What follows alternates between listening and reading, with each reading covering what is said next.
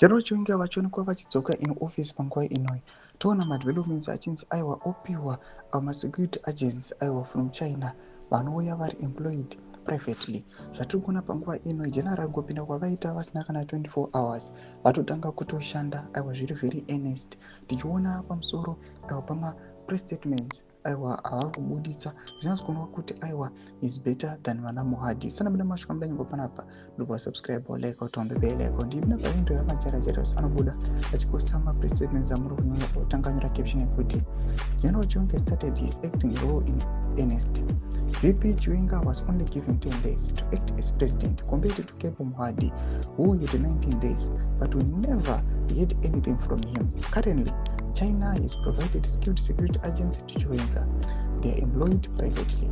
Anobuda achiposta ma press statements amuri kuona a condolence message by the acting president Chiwenga following the passing on of Ambassador John Shumba Vundura. Obdanyera chit I received with deep sorrow and sadness with the ultimately death of Ambassador John Shumba Vundura, a seasoned diplomat and a veteran of our liberation struggle.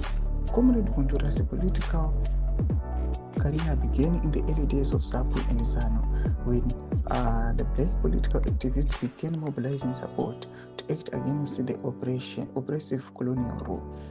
As an activist and the chair of youth in Old Highfield, he was among the brave sons and the daughters of the Soyu who stood up and fought for the independence of Zimbabwe. Highfields was at the center of formative years of rising dissent against white supremacy in then Rhodesia. Tomashuka nokuda nyoka panapa na VP Chiwenga vachipasa ma condolence message but the passing on.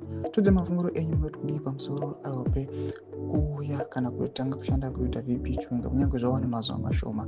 Tudze mafunguro enyu pina comment section medu. So subscribe or like and turn the bell icon.